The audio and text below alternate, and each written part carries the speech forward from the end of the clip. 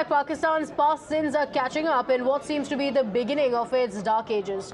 And the proof to that is on your screen. First, it was hit by acute shortage of food. Then the entire nation blacked out due to a major power outage. And now Pakistan's currency has hit a record new low. Pakistan's currency fell to a record low of 255 rupees against the US dollar.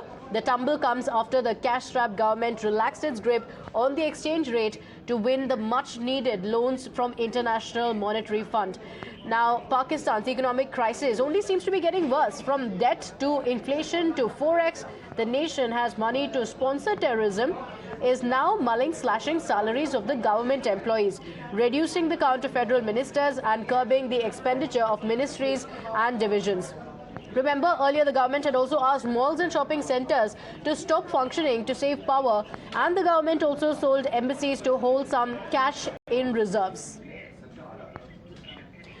All right, let's go across to my colleague Srinjoy Roj, who's joining us on the broadcast with the details. Srinjoy, over the last few weeks, we've been discussing the economic crisis of Pakistan time and again. The Pakistan Prime Minister himself coming out and saying it's embarrassing to go around with a begging bowl. Despite that, we're seeing now Pakistani rupee reaching a new low. But Pakistan, has it learned its lesson, or is it a point of no return? Well, 255 rupees per US dollar is where the Pakistani rupee is. It's hard to believe that things can be as bad. The economy is tanking, or let me correct myself, it has tanked. Things are so bad that the economy is actually dying out. Now, what can Pakistan do? The first thing Pakistan can do is actually reduce military spending, because all the military spending is actually aimed at India. And if it's aimed at India, and it reduces military spending, it will be easier for even India. It will be seen as a good gesture.